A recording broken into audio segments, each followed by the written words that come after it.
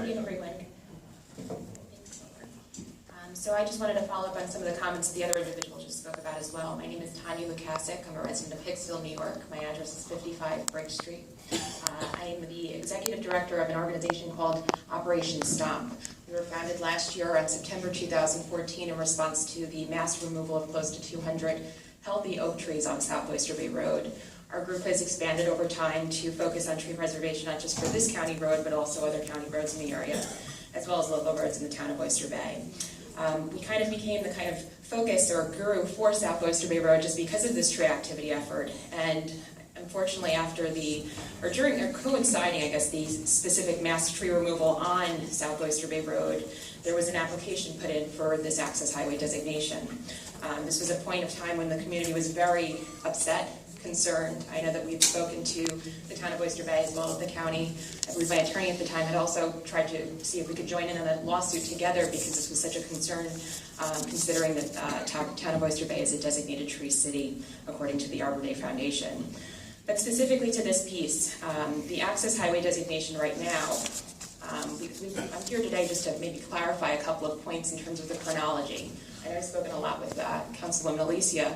I'm very appreciative of her assistance to date and also this public hearing that we're hopefully going to have. But unfortunately, a lot of this is retroactive. It's happening after the fact. And I want to understand a little bit more just about what happened and how this procedure actually came about, because after speaking with County Executive Ed Mangano, he's spoken to the piece that he didn't have some information. I wanted to see what the town had as well and just have that confirmed so that we can kind of move forward together. Just on to my points, the access highway designation directly impacts the communities of Syosset, Plainview, Hicksville, and Bethpage. It's 4 neighborhoods located within the town of Oyster Bay. This recent change is creating a host of documented serious public safety hazards and legitimate public health concerns that warrant immediate attention and dedicated response. Importantly, I note, and I, as well as the collective communities that are presently impacted, are very appreciative of the resolution listed on the calendar today to allow for a public hearing to amend and implement particular special dimension vehicle weight and height restrictions on this roadway in an effort to begin to meaningfully address these extremely dangerous conditions. However, in the interim, I believe that the public hearing is scheduled for November 10th, which is about 45 days from now. And every day that this community is kind of subjected to this large amount of truck traffic, we're left at risk. This change has created extremely dangerous conditions on this roadway, as well as adjacent county and local roadways, including state roadways that the other gentleman just spoke about. Through the use of video technology, resident recording, and supplemental field visits to the roadway, on average, we've documented about 15 trucks traveling this roadway per half hour, which if you calculate over time, includes basically about 700 freight-based oversized trucks on this roadway alone. This includes 53-foot trucks, tandem trucks averaging 65 feet, car carriers typically with unlimited length, averaging about 75 to 90 feet, lone cabs without brakes, which are extremely dangerous, so they've got the cab without the actual body of the brake of the truck. And all this influx is creating extremely noisy, also including extremely noisy construction vehicles as well. Further, the influx of oversized freight-based trucks has led to documented incidences of the following. Heavy freight-based trucks are speeding. Trucks are running through red lights. Trucks are illegally speeding and entering school zones, specifically the one on South Oyster Bay Road, where the Our Lady of Mercy School Church is. The principal, I know she had mentioned in the Newsday article today, was very upset about this and very concerned because not only does she have children that are ranging enrolled in school from nursery school up to 8th grade, you've also got basketball practices after hours and religious classes throughout the week and on the weekend. What else have we seen? Oversized trucks unable to fit within their designated travel lanes, either veering off into an adjacent lane or traveling into 2 lanes due to their size. Freight-based trucks entering intersections incapable of accommodating truck travel due to their size and traffic volume, creating extremely hazardous conditions. We've asked the county police department to assist with enforcement. They've been helpful, but as I noted, this roadway alone is seeing close to 1,000 trucks extra per day. We physically don't have the capacity to enforce this. And this is one of the pieces of this hearing for November is maybe it's an important piece to have a meeting first with the community to discuss these issues before we have a hearing about, or we can have both, but before having a formal hearing about the weight restrictions, because there's a lot of public health, public safety hazards that are present right now, and I'd like to see them addressed. Also, we've seen trucks on local roadways in parking lots idling. So the gentleman had mentioned about the gas station at the intersection of two major state roads. We've seen trucks idling in gas stations, and we wanted to understand also the codes. What's the town state right now about trucks parking in parking lots? How long can they idle? Who do we call if there's an issue with this? Do we get the DEC involved? So there's a lot of things that really, this is unprecedented. We've never had something like this within the town of Oyster Bay that I can recall. We've also seen trucks exiting the 135 via residential throughways and getting stuck. And we've had documented issues where trucks are traveling in caravans, taking up hundreds of feet of time on an already congested, extremely dangerous roadway. So just to kind of wrap up, I, and on behalf of all the thousands of residents that are extremely concerned about this, would like to have this item addressed as soon as possible, as every day the community remains at great risk. Over the past 3 weeks during the month of September, there have been 2 documented pedestrian strikes on South Oyster Bay Road and 106, where trucks are now heavily present. A severe accident on South Oyster Bay Road on Thursday involving injury and possible fatality. We have to confirm that. An accident involving a tractor trailer on 106 in Jericho this past Saturday, and a truck that overturned on the 135 last week. Per my ongoing conversations with both Councilwoman Alicia and Legislator Jacobs, as well as County Executive Ed Mangano, they noted that they were not provided any information, that this was kind of something new that came up. However, after I spoke with some of the individuals above the county and state level Department of Transportation, they had mentioned that both municipalities had a host of departmental officials that were notified of this request and also the approval, specifically Mr. Kevin Hannafin at the town of Oyster Bay. I know I've personally had 2 conversations with Mr. Hannafin over the last couple of months. My first one was when the trees were removed or being removed, and he mentioned this was a county issue, not related to the town. And my secondary one was when there was a pedestrian that was killed on West John Street, a county road, and the sidewalks were not cleared. And we went back and forth for about an hour on how to fix this going forward because of highway law and who's responsible for sidewalk clearance and how can we address that. During those 2 conversations, he did not mention that this roadway had been designated, which would have been really important information to share, not just with me, but other local officials and individuals at the county level as well. So I wanted to maybe have some clarification. I don't know if you've spoken to Mr. Hannafin since then, and since this all came about, but that would be helpful to kind of understand the process and chronology of who is aware of this and how did we get to this point, because now what we're doing is implementing, which I appreciate, restrictive weight restrictions, but it's after the fact, after this community is now seeing close to 1,000 trucks per day.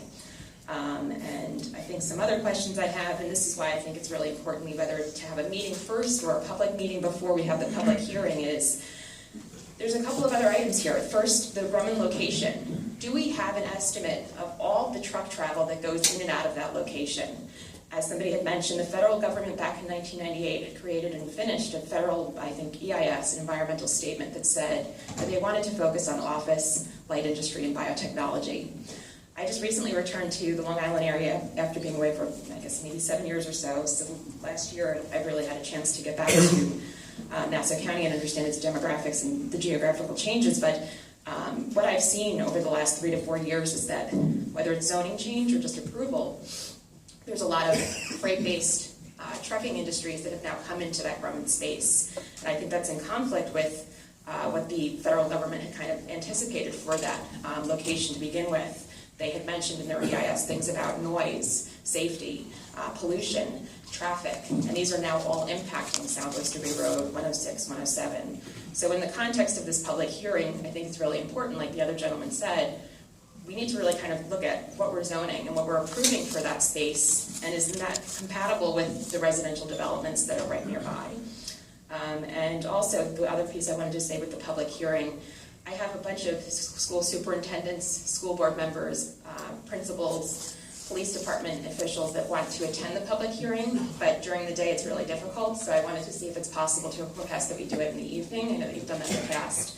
And also just maybe making some sort of publicized collaborative effort with the county, because after speaking with Ed Mangano, he had mentioned that he had some information, but not all. I haven't had a chance to speak with you guys directly besides Councilwoman Alicia, but making this all kind of collaborative and open so that we just understand where we're at, because I don't have access to all the residents that you do in terms of contact information. Maybe we could send something out and just inform everybody so that we're now all clear and on the same page.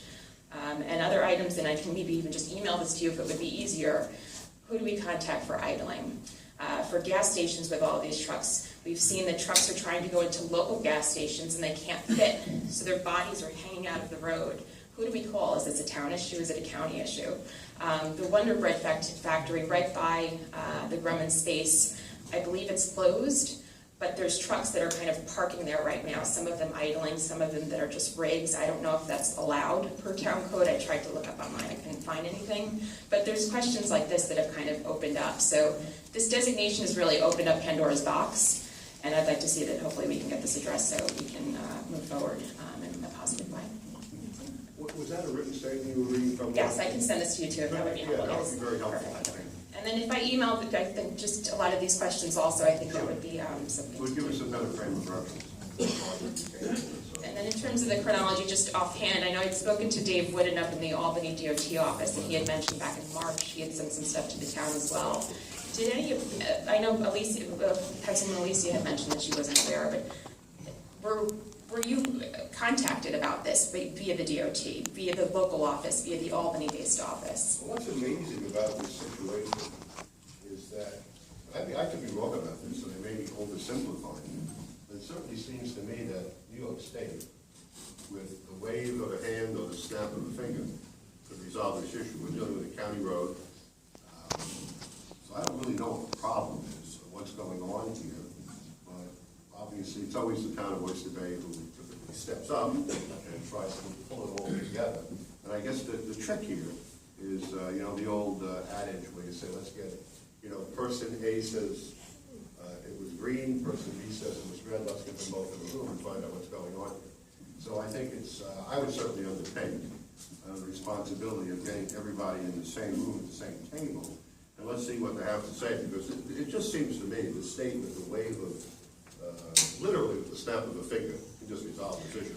So I don't know what the heck, excuse me, I don't know what's going on here and why everybody is, you know, doing this and sending letters to the wrong person and all sorts of crazy stuff. But Rebecca, you look like you want to say something. I just wanted to add to, I'm going to say Tanya, to Mr. Sure, yes. Point, sorry, that we have in fact asked the state DOT to rescind, at least temporarily rescind, the designation pending the hearing, and we've heard no response from them. So I agree with what you're saying, and I know the November date is, some people feel is a little too far away, but we have some time restrictions in terms of what we have to publish for a hearing. But you're absolutely right, Supervisor. The state could at any moment walk into this very room and say, we're going to temporarily rescind it pending the hearing, and they just have not been willing to do that. Has anybody been in contact with the Albany-based DOT, like Mr. Driscoll? Well, if you're gonna give me copies Yes. of what you read. We'll take it from here. We'll start bringing everybody together. We want everybody in the same room at the same time. All right, so I will hold you to that. Things usually change when you do that. And so just in terms of like, because for logistics, when they sent over paperwork, I have some copies of some things that they sent. Did anybody at the town, like, beyond what I know we had a conversation, but did you receive anything from the DOT? I don't recall. I apologize, I just don't recall. I can't say I didn't receive it, I just don't recall at the moment. And have you had conversations with Mr. Mangano since all this? I did. Clear on that. And then in terms of police force from the town level, I'm not familiar. Are there any like public safety officers or individuals that might also be able to help us with this in the meantime while this gets to, because the police... Actually, I think so. Yeah, yes, I think we could do that. I don't know if anyone from public safety is in the room at the moment, but we'll get the word out. We'll get the word to the commissioner. What we've been Oh, seeing... I'm sorry, Tanya. The deputy commissioner is standing right by the door. Barry, you will, maybe you can take a moment to speak to Tanya, see exactly what's needed, and commit to the extent you can. And then if we schedule the meeting for later in the evening, how do we find out about that information? Yeah, I think you just did it. We'll take it. We'll take the request. And it would be at this location? It'll be at this location. But do give me that statement, though. That's important. Can I email it to you? Excuse me? Can I email it to you? Yeah, do you have an email address? We'll give you an email address. Great, thank you, I appreciate it. All right. Okay, thank you.